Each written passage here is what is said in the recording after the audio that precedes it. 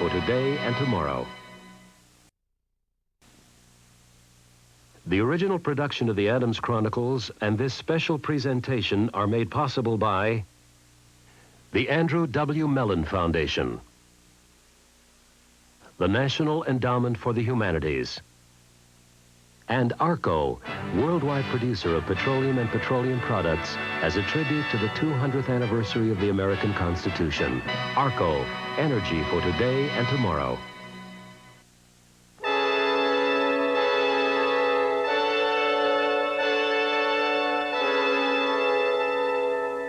Four generations of one family. Their lives and causes reveal 150 years of American history.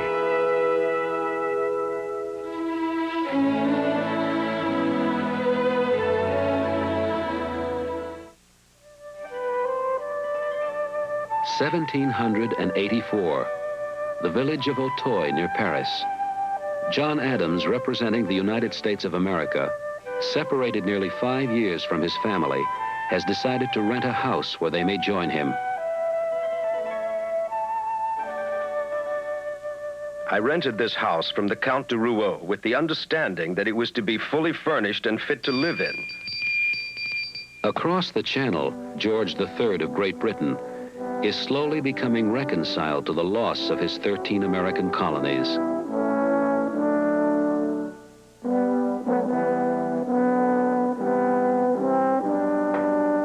Look at this room, sir.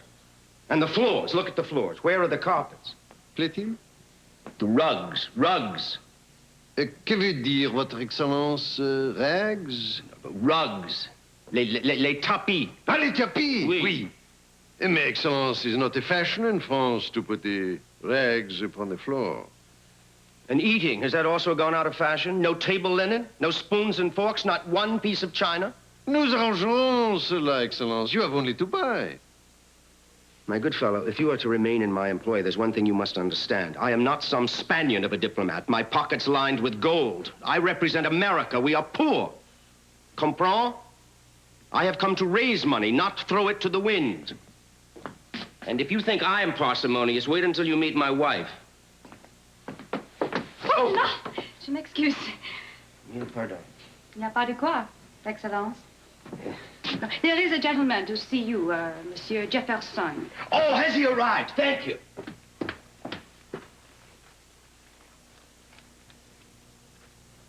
Mr. Jefferson. Hello, Mr. Adams. Welcome to France. Oh, dear friend, I cannot tell you how pleased I am to see you. Well, you're looking well. Am I? Well, that's most unlikely. Ever since I set foot on this continent, I have been bedeviled by every illness known to man. Poor Mr. Adams. Scurvy, boils, fiery tumors, a horrendous fever that almost destroyed me. Mr. Adams, how long have we known each other? Since the Continental Congress. A long time. And every time we meet, you're at death's door. Yes, well, I have a sickly constitution. Nonsense. You'll outlive us all. Yeah, this is a curious place. Look at that. Great sprawling hall. Over a dozen bedrooms, half of them looking as if they were about to cave in on one's head. Still, it will keep my wife and daughter out of the stink of Paris. What on earth is he doing? Sometimes I think everyone in this country is stark raving mad.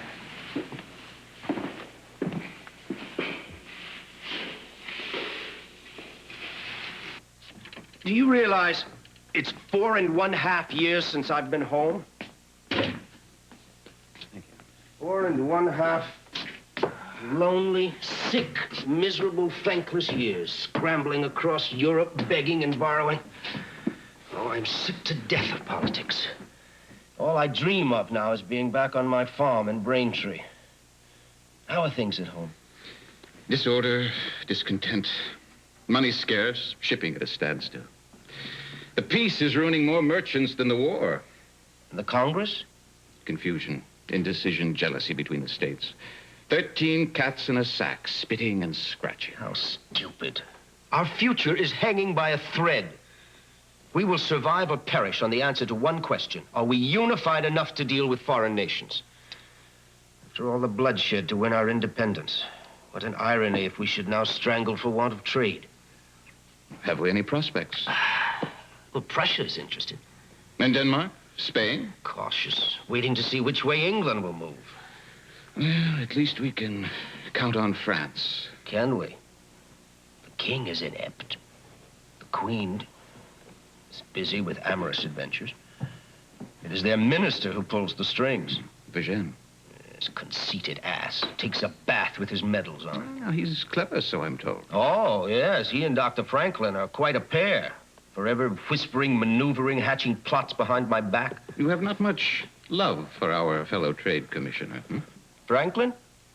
The man is immoral. Lazy, senile old mischief maker playing France's game. Which is what? To keep us cut off from England. Thomas, we must find a way to bind up the wounds of war. Sign a treaty of trade and friendship. If we are to survive, we must restore relations with the British Crown. Is this the same John Adams who helped to lead a revolution? Well, resisting England's tyranny is one thing. Dealing with her as an equal is quite another. Jeanne would dearly love to monopolize our commerce. Merci. C'est tout, Votre Excellence. Ah, oui, merci. But if we can establish relations with other countries, A we could make... handsome wench. It's a most enchanting smile. Has she? I didn't notice. You never notice anyone but Mrs. Adams. After all these years, at the thought of seeing her again, I burn with impatience. Adams, Adams. You really are a wonder. Who would believe that beneath that staid New England breast there beats the heart of a Romeo? Now, that sort of thing, I'm not sure that's altogether suitable for Mrs. Adams and Nabby. Oh, I imagine Mrs. Adams will manage to survive the shock. And as for your daughter, well, how old is she now? 19. It's hardly a child. Well, when will you see them? They've already arrived in London. I've sent John Quincy to be with them. I'm going to fetch them in the morning.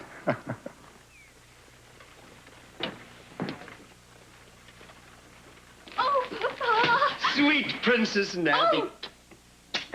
Oh. Mrs. Adams.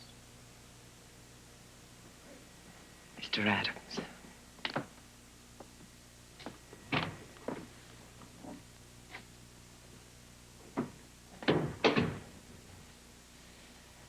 You wrote you had been ill. How are you now? 20 years younger than I was yesterday. I had it all planned. What I would wear to greet you. How I would do my hair.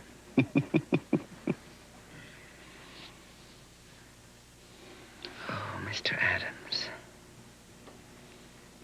How I have missed you.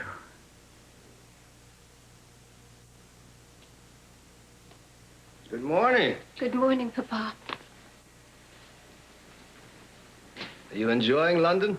Yes, Papa. Looking forward to Paris? Yes, Papa. Nabby, what is it? I've thought so much of seeing you again. Now that it's come about, Well, say it, child. Shall I guess what you're feeling? Resentment at my opposition to your wish to marry Royal Tyler? I love him. Because he's gay and handsome and writes verses? One may dance and sing and scribble poetry and not be very good for much. Papa, you don't know him. I opposed the marriage because he squandered his inheritance and had no way to support you. And because you were too young. Yes, I was a child when you left home. I am a woman now, yet you still see me as a child. I wrote that if you truly wished to marry Mr. Tyler, I would give my blessing. So you wrote, Papa, but I knew how you felt. Well, what is it you want? I want you to trust my judgment and respect my feelings. All your father asks is 1 year of your time. A year. If love is real, it will not fade that quickly. When you were a child. If I was gone for just a day, you would wait outside the gate, and when I got down from my horse, you would run and kiss me.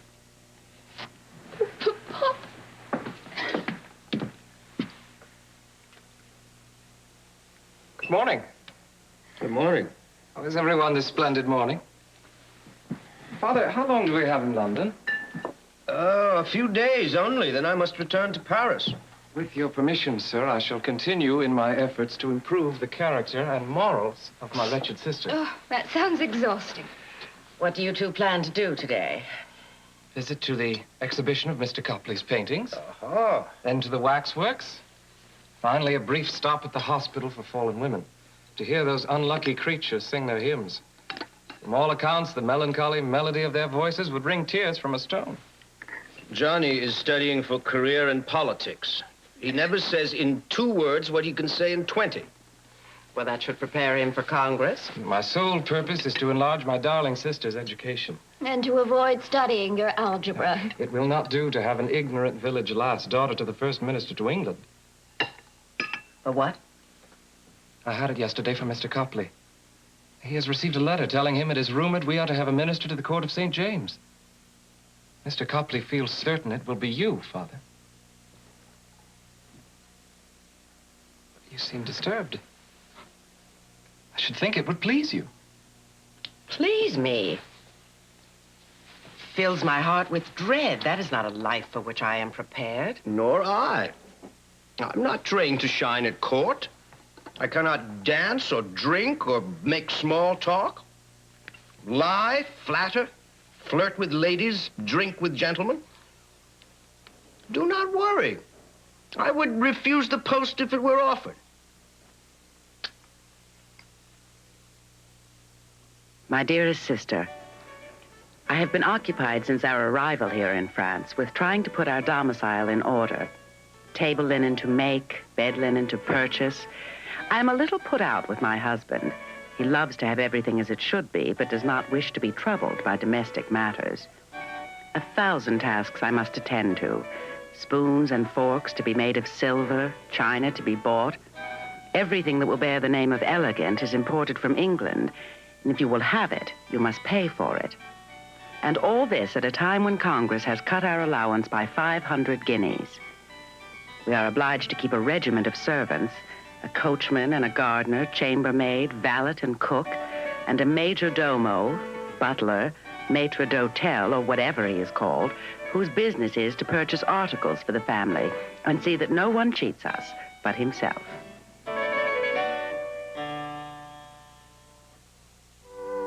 Beloved Royal, my dearest. Here, outside Paris, the trees are touched with autumn. My constant close companions are my brother and my bird. The pretty creature so cheerful. Would I were the same. For in a way we share captivity. His cage is barred by brass, whilst I am caged by tie. I am the dutiful daughter with Mama and Papa, and the merry sister with John Quincy. But it is all a game. Behind the mask, I hunger for the day when we are wed. How slowly time drags by. Will this year never end? Sir, you will oblige me by striking my name from the list of those you are presently considering for appointment as minister to England. I have had my fill of foreign diplomats, receptions, balls, and dinners. My health is fragile and causes me concern. When my labors here are finished, it is my intention to return to Braintree, breed my boys to business and the bar, cultivate my field, and leave diplomacy to those who like it better. Dear sister, it is with some trepidation that I prepare myself to enter society. Fashion is the deity that everyone worships in this country. To be out of fashion is more criminal than to be seen in a state of nature, to which Parisians are not averse. Mon Dieu, it is provoking. What is, Pauline? Your daughter. Mademoiselle so pretty. I so led. Must give Madame happiness to have so handsome children. Pauline, you are a lovely girl. Be patient. In time, I'm sure you will have handsome children of your own. But already I have babies. You have a husband? No, Madame. Your children, then, were conceived out of wedlock? Oui. Half the children born in Paris every year are bastards. Where are they now, your children? I give them away. On the street there are boxes to put in the baby. In the morning, the nuns come to take them away. Oh, Lord, save thy children.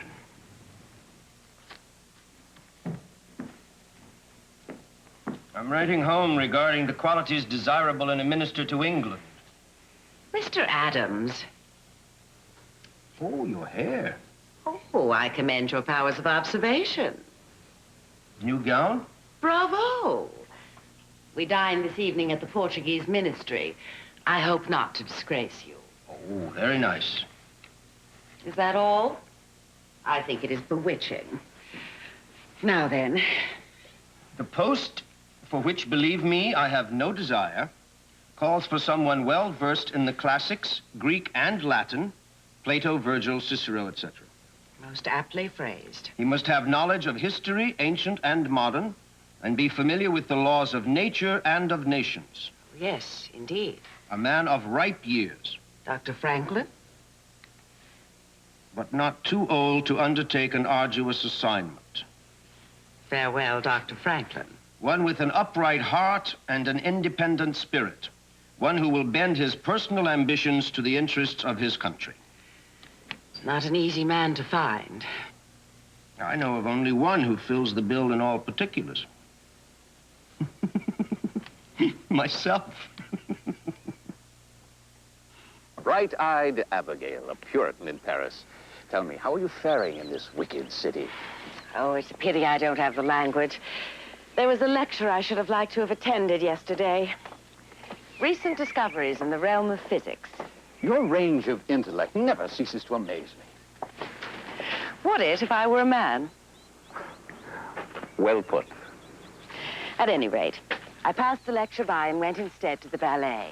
Did you enjoy it? They wear the flimsiest of gauze. The music starts, they leap into the air, skirts flying. I was ashamed to look. Oh, you find it sinful, the exhibition of their bodies? Oh, on the contrary, sir. I find the human body a marvel. It was the sight of their drawers and garters that dismayed me. Well, it has arrived. The invitation to serve as our minister to England. A dubious honor. Rather like an invitation to a hanging. Indeed. I shall, of course, refuse the post. I should be slandered, plagued. I would live the life of a man in a barrel spiked with nails. The English are not famous for forgiveness. And yet her English blood flows in my veins. English speech is on my tongue. And in my heart, I love her. For all her faults, she enjoys the finest constitution and the fairest laws in all the world. When? What? When will we? What? Go. To London. The thought of it. John Adams, rebel and traitor. The thought of Mad Dog Adams, clothed in the dignity of a minister from a sovereign state, standing nose to nose with King George. That is a temptation he cannot resist. These are all your shirts? The lot? Fetch me your stockings.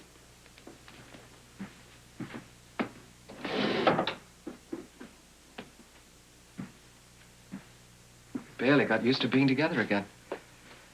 Suddenly we seem to be rushing off in all directions. Me to Boston, and in a few days all of you to London. Are you happy to be sailing home? Happy. And a little frightened. I'll miss you. Oh, Johnny, how I'll miss you. You must help me. For the last few months, I've had no word from Mr. Tyler. Not a word, not one word. When you get home, you must find out how the wind sits. I will, Abby. I promise. And I'll write you every day and tell you about all the characters I chance to meet, including Mr. Tyler. And I will do the same, Johnny. Every little detail. You swear? I swear. You're a fortunate young man to be able to attain an education. If you ever utter one word of complaint, I will disinherit you. Yes, sir. At Harvard, you will breathe in the atmosphere of science and literature. It is a temple of learning. Also a sink of iniquity. I shall be careful. Write to us. I will. Learning is liberty, but it does not fall like the rain from heaven, Johnny. You must labor for it.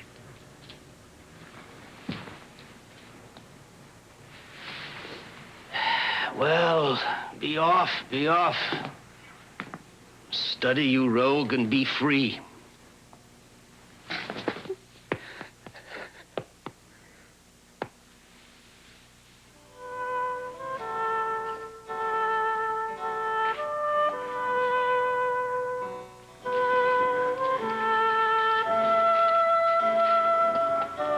It will be lonely here without you. Godspeed.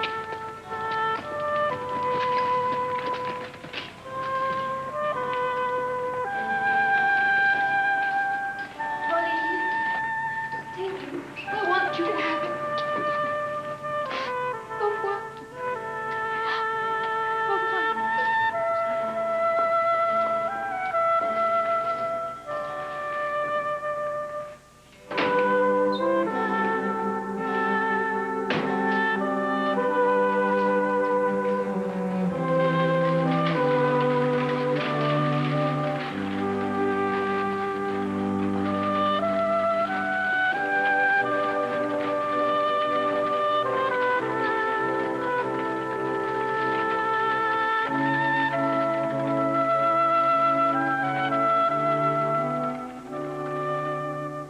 In the War of Independence. Yes, sir. Did you see much action? Yes, sir. Harlem Heights, White Plains, Trenton. Yes. Oh, excuse me, I did not know you were engaged. My daughter, Abigail. This is the gentleman Congress has sent to be my secretary, Colonel William Stephen Smith. At your service, Miss Adams. I came for the letters you wanted me to copy. Oh, yes, they're on the table there. They've sent me this report on you. Now, you go on. I served at Valley Forge, and at Yorktown, I had the honor of serving on the staff of General Washington. Oh, yes, here's his testimonial. Bravery, good conduct, gallantry, etc. Well, that's very impressive. But hardly the qualities I require. What's needed here is discretion and an amiable manner. Those offended by my blunt speech, you will be expected to win back by your charm. I'll do my best, sir. Well, it remains to be seen if that will be enough.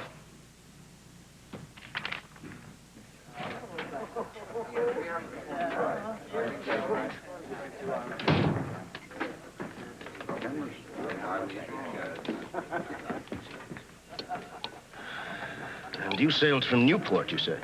I put into Tilbury dock yesterday with half a cargo. A little rice, a few bales of tobacco. At that, I'm better off than most. Their ships sit rotting in the harbor while British ships sail into Boston fully loaded. Yes, from all reports, the whaling trade is at a standstill. Our seaport towns are graveyards.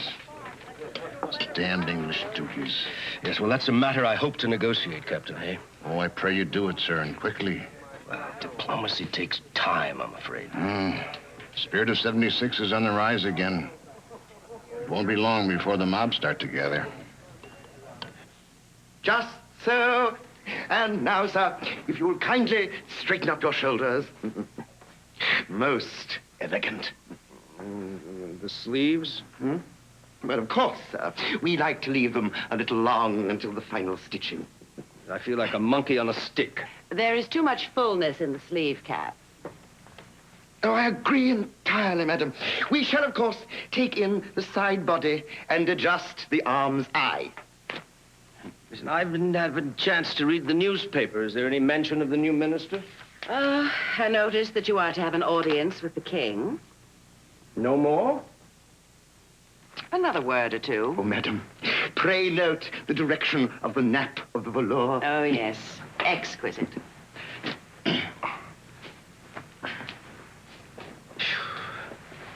Well, I don't see how King George can possibly resist you. My compliments, Your Excellency. Madam. Notice in the paper, no insults. Come now, how do they call me this time? A traitorous rogue. Is that all?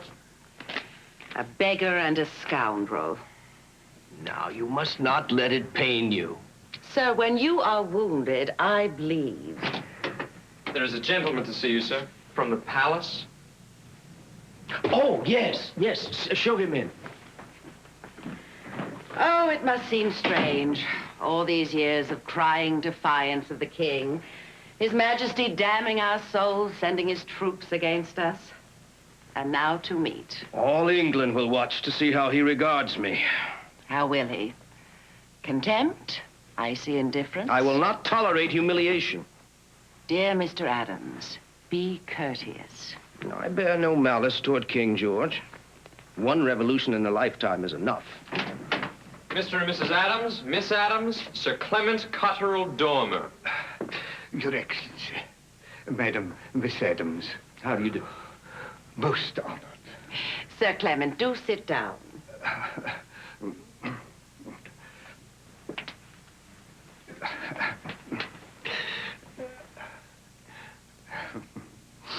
I assume you were here to... Instruct you in court etiquette.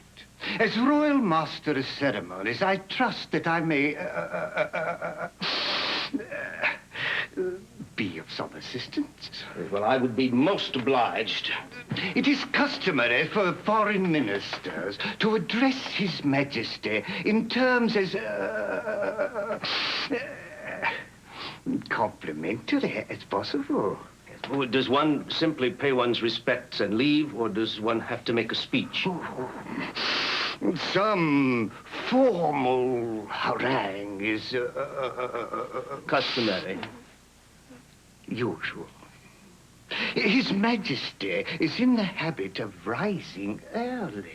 Oh, yes, yes, yes. He actually lights his own fire and cooks his breakfast. So that by late morning he grows... yes, hungry. Impatient for his luncheon.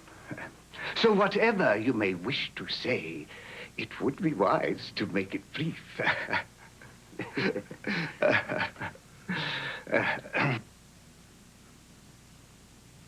Where was I? Oh, yes.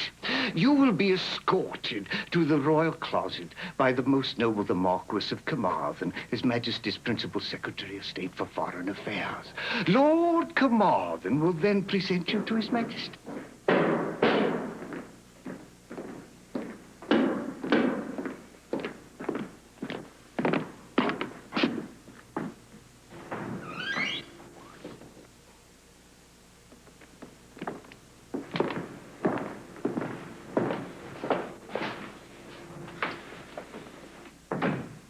Your Majesty, I beg leave to present His Excellency Mr. John Adams, Minister from the United States.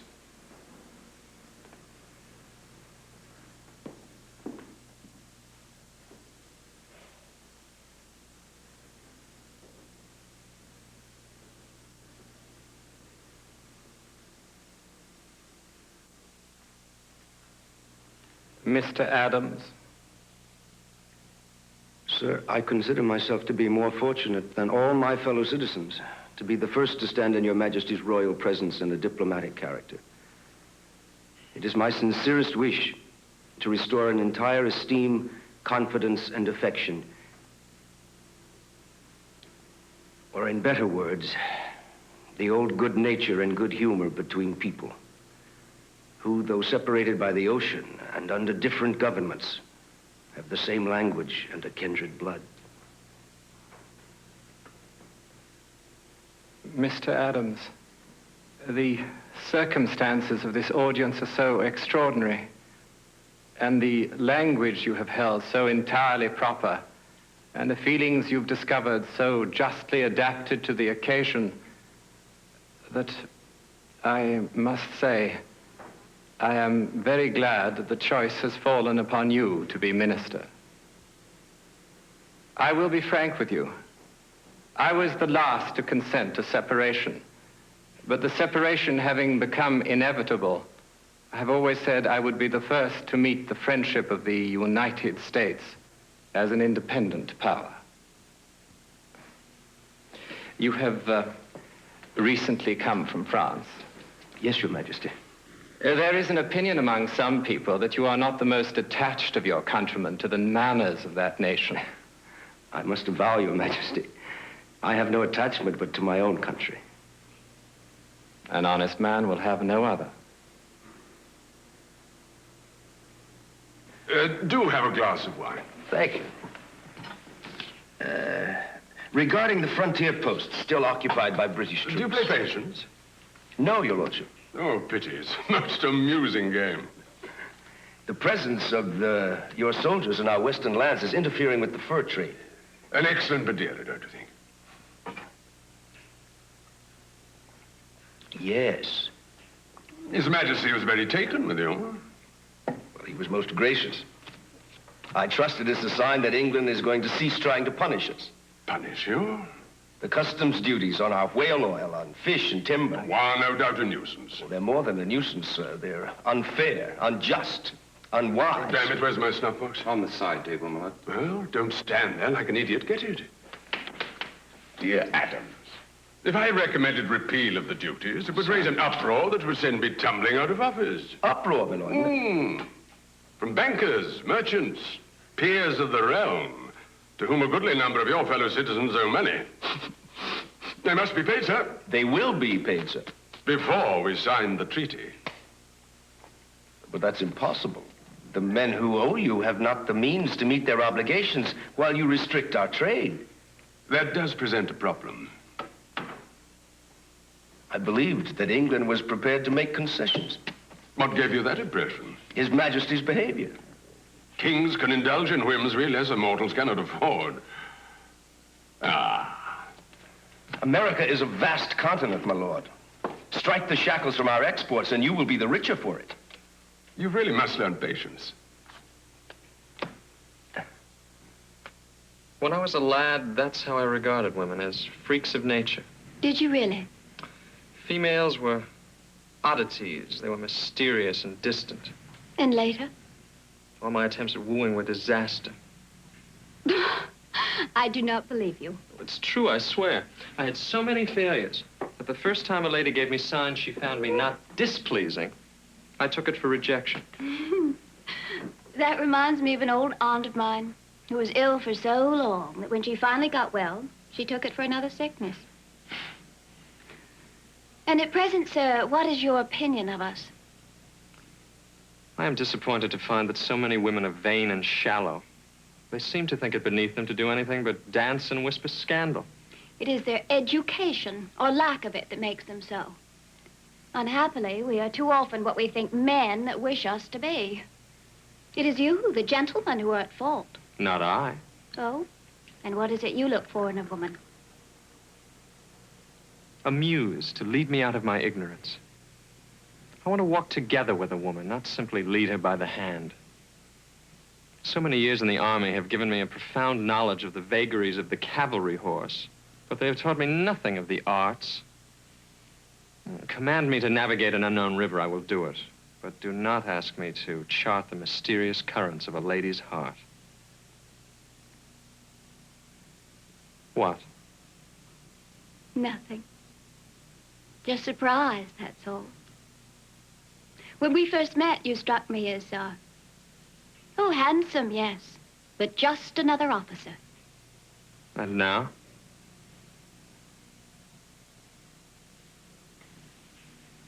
Sir. Forgive me. You have amazing skin. Thomas Jefferson, Paris, dear sir. Is there a chance, do you suppose, that you could come to London? It would be helpful to discuss with you in person the situation here. Also, the matter of Tripoli. Oh, tell him that Mrs. Adams has purchased, as requested, 5 yards of white dimity for shirts, which she is sending under separate cover. Well, he did ask. I have met several times with Lord Commander. Put in, kindly remit for the dimity, £3 10 shillings. Are you quite finished? Yes, thank you. I've met several times with Lord Carmarthen. He remains polite, but evasive. I have learned, however, that his lordship is susceptible to pressure. There are important Englishmen whose sympathies lie with us. If we could rally them, cause them to make an outcry. If I may venture a suggestion, sir? Yes. Perhaps a dinner. Dinner? Yes, stuff their stomachs, fill them with wine. At whose expense? And in the casual talk, present them with our case and press them to action. You're right. More is accomplished on a social occasion than at 100 meetings. I learned that in France. Yes, make a list. The names that you think will be most helpful. May I inquire, sir, how you plan to pay for this entertainment? What we received from that pinch penny Congress barely does for the two of us and Nabby. Yes, make a list. You and your dinners will dance us to the poorhouse.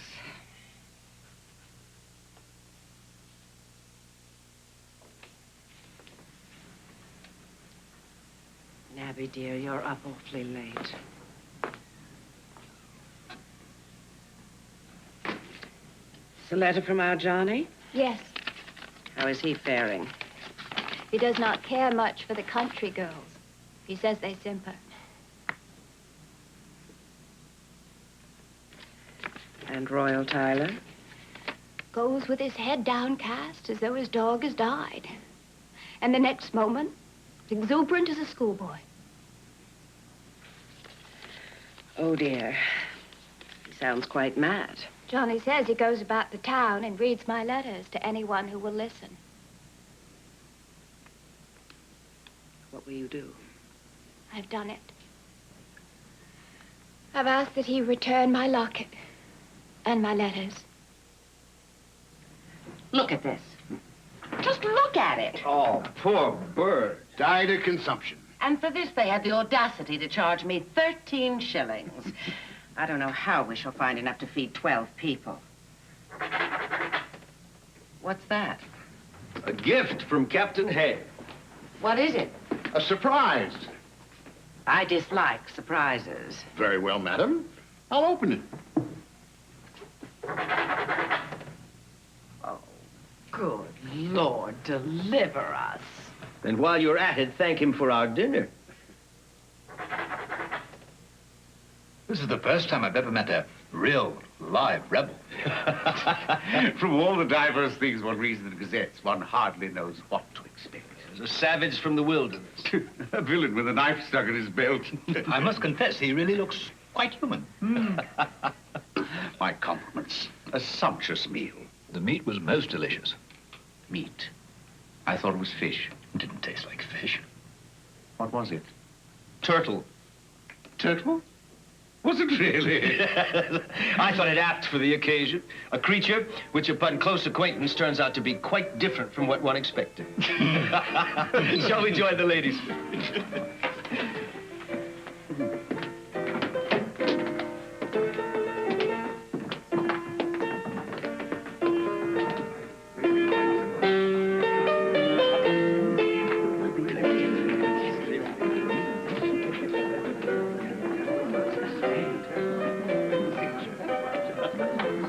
Interesting man, your husband. And a tall one imagines as a diplomat. In his heart, he still considers himself the small-town lawyer and farmer he was when we were wed. How long ago? More than 20 years. And the torch still burns with unabating fervor. Owing in some part, I think, to the pains we have taken to avoid petty quarrels. Marriage squabbles put me in mind of an insect from the Indies, a tiny gnat, which when it bites can cause an itching. If scratched, it will raise an inflammation so malignant it can lead to death. I must tell that to my husband. Yes.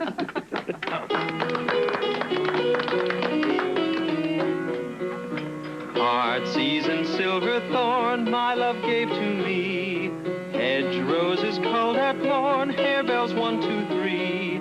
She met another boy and made a new bouquet, with speed, well, and traveler's joy to send me on my way. With speed, well, and traveler's joy to send me on my way.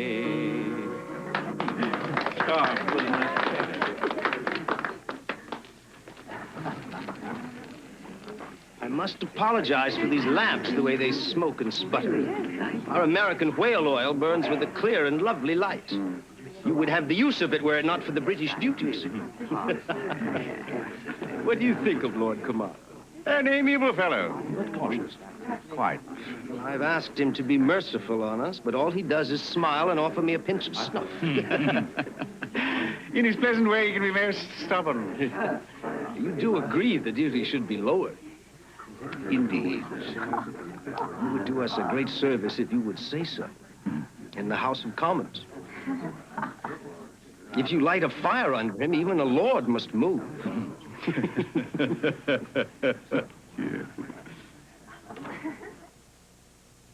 Well, I thought it went well. Oh, yes. It was a great success. A triumph. Oh. Mr. Adams, Mrs. Adams? Yes. I wish to tell you, sir, I hold your daughter in most high and fond regard, and I have reason to believe she looks upon me with some favor. With your permission, sir, I should like to enter into courtship. Well, this is most unexpected. I will have to discuss it with her mother. Thank you. With your leave, sir, I will say good night.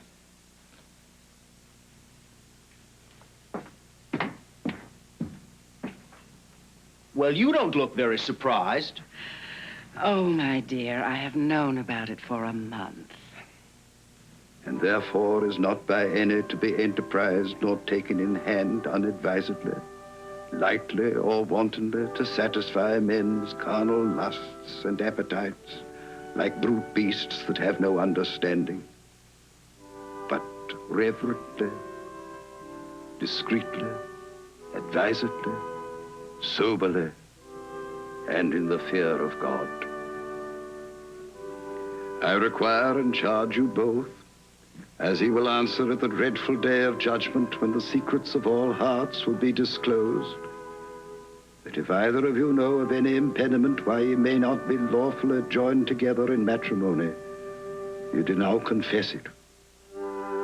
Dear sister, I can only pray that our Nabby and her colonel will never endure the lonely separations my husband and I have been forced to undergo. Deprived of the beloved, the blossom falls, the fruit withers and decays. Who shall give me back that lost time? Who shall compensate me for those years? Those whom God hath joined together, let no man put asunder. Sparhawk's the name, Sparhawk, sir. Oh, yes. Purveyor of fine linen, canvas goods, and muslin in the town of Boston. And you wish to relinquish your American citizenship and become a subject of the Crown? Exactly. May I inquire your reason? The reason, sir? There is no way in America these days an honest merchant can earn a living, what with the English shipping duties and our damned insufferable taxes. And you think that's sufficient cause to alter your allegiance? Well, every time I turn around, that idiot Congress or some thieving state has its hand in my pocket. Ship my goods to New York, there's a tax. Ship them to New Jersey, there's another tax. The people of the United States are worse exploited than the British. Give me leave to tell you, sir, that upon that subject you betray a total ignorance. I beg your pardon. Travel the roads of England and you will see such wretchedness as is enough to make a wise man mad. And you have the audacity to say Americans are worse exploited? Yes, sir, I do, sir. Do our farmers perish in the midst of plenty? Are our fishermen starving? Our mechanics unable to earn their daily bread? No, sir. It is the reckless, greedy merchants who expect to make a living off the labors of others who are whining and complaining. As to this, sir, I will have none of it. Present it to the English if you wish, with my compliments. So, knowing you from the old days back home, I figured I'd stop by and give you a first-hand story on it all. Yes, and your leader was who? Shays. Daniel Shays. He was my captain of the Continentals. Well, sirs, madam, you know, 22 cents a day was all we was getting for our services. And that's in paper. Time we was mustered out, the stuff was worthless. What I mean, I couldn't pay my rent. I lost my home.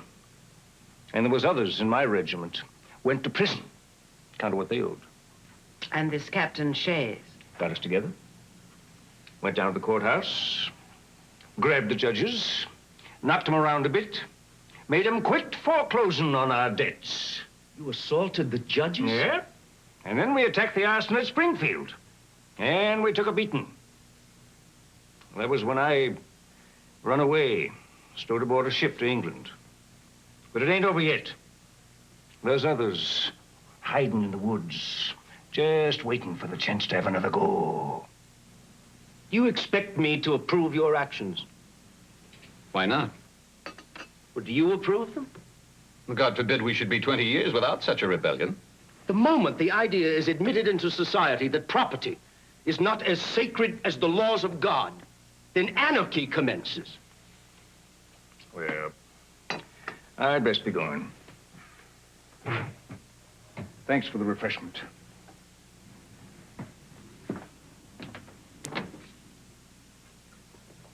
There's too much government. That's the trouble.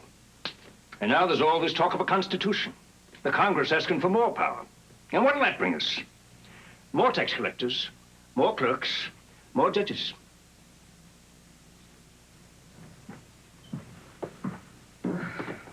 Well, you are mistaken if you think there is anything to be gained by the breaking of heads. Oh, come now. The tree of liberty must be refreshed from time to time with the blood of patriots and tyrants. What country can have liberty if its rulers are not reminded from time to time that the people preserve the spirit of resistance? Let them take arms. What signify a few lives? That is an appalling thing to say.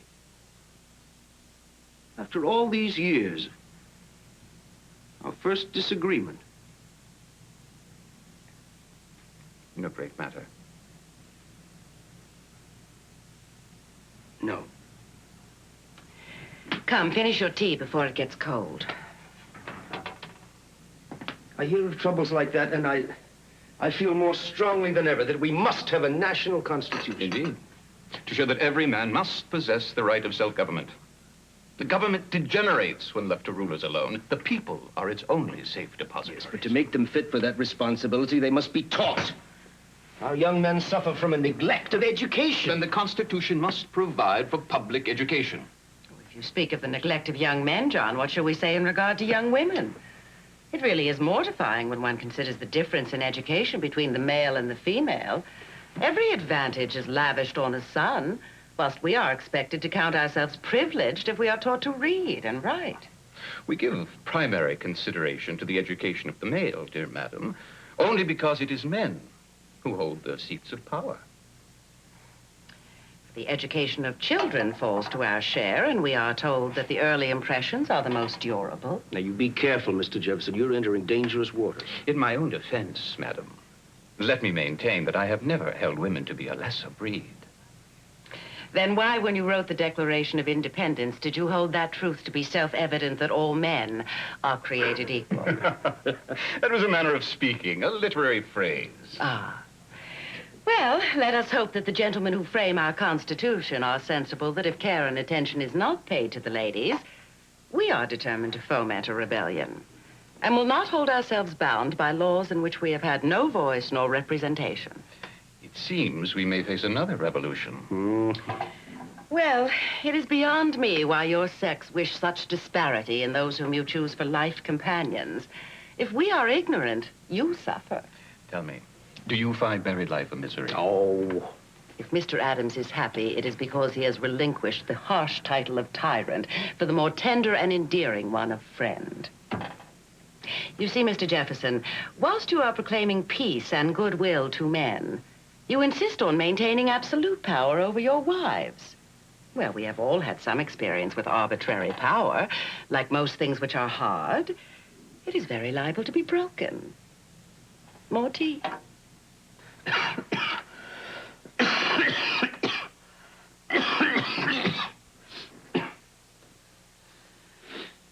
You are supposed to be at rest. What are you doing? Attending to my correspondence. This letter I had from home this morning. From Braintree? Yeah. It says the widow Boyland has her house for sale. What's she asking? £600. Lovely house. After Paris and London, our little farm will seem dim and cramped. Well, there's no law that binds us to stay there for life.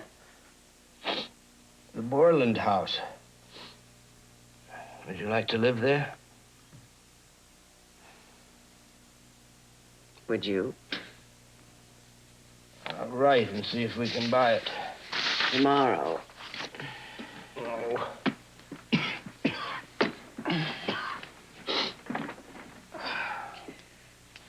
Drink this. Oh, do you think this old wives' brew does any good? Oh, to paraphrase the poet, your ignorance almost subdues my patience. Now roll over. Oh, there's no need. Be quiet and roll over. Oh.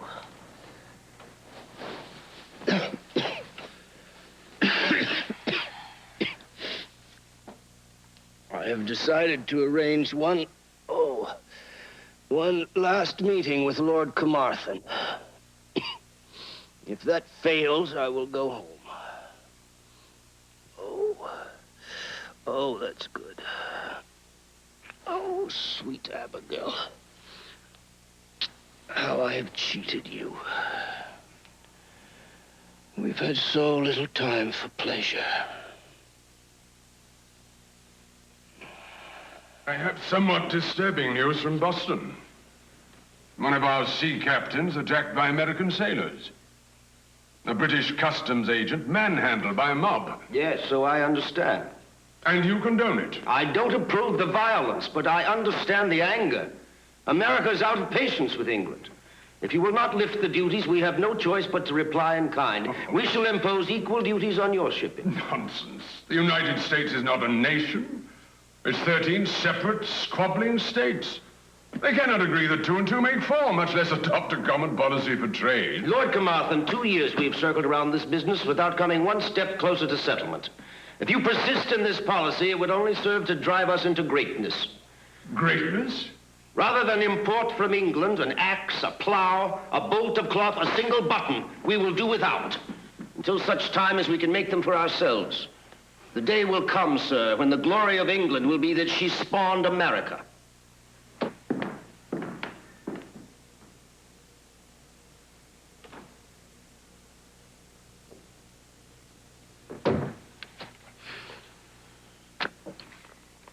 Well, it is settled then. We leave for home. As soon as I can arrange our affairs. Oh, how lovely it will be to walk the paths of Braintree again. Settle in our new house. Work in my garden, make my cheese and butter. Yes, almost 30 years of public life. Thank God it is over. 30 years rolling like a stone. Never 3 years in the same place. Holland, Paris, London. And much to show for it. What? Win a battle and your name goes down in history. Draw a treaty and you're at most a footnote. I was not even there when they drew the Constitution. You have played your part, sir. More than your part. Enough for 10. Well, there's a whole new generation now. They do not care what went before. It is the surface of things that draws their attention. The flamboyant speech, the striking appearance. General Washington is significant, and he looks it, as does Mr. Jefferson. While I, short and plump and balding, no. My moment in the course of events is finished. Nonsense. Yes, done and finished. Oh.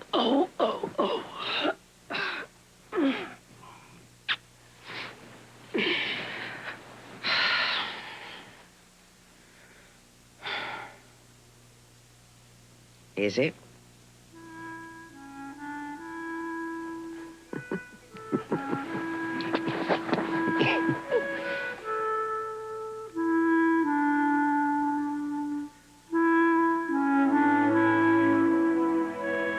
John Adams, one of the founding fathers of his nation. But while the country is taking its first few faltering steps, Adams has been abroad. His years in London have been barren, and now he fears there may be no place for him in the future of his nation. But for the next dozen years, the destinies of John Adams and the United States will be intertwined.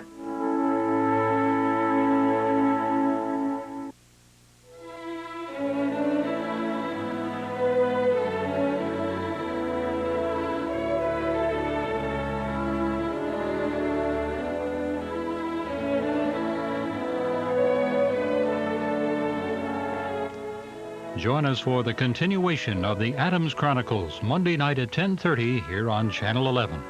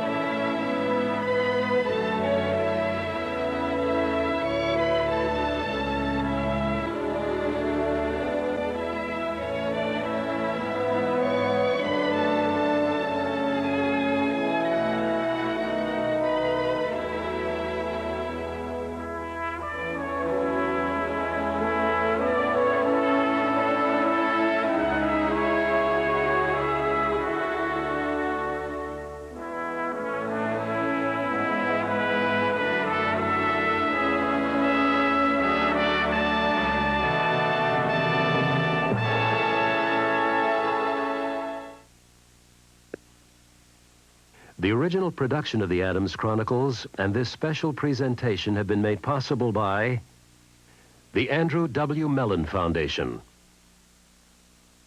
the National Endowment for the Humanities, and ARCO, worldwide producer of petroleum and petroleum products, as a tribute to the 200th anniversary of the American Constitution. ARCO, energy for today and tomorrow. The original production of the Adams Chronicles and this special presentation are made possible by the Andrew W. Mellon Foundation, the National Endowment for the Humanities, and ARCO, worldwide producer of petroleum and petroleum products, as a tribute to the 200th anniversary of the American Constitution. ARCO, energy for today and tomorrow. For today and tomorrow.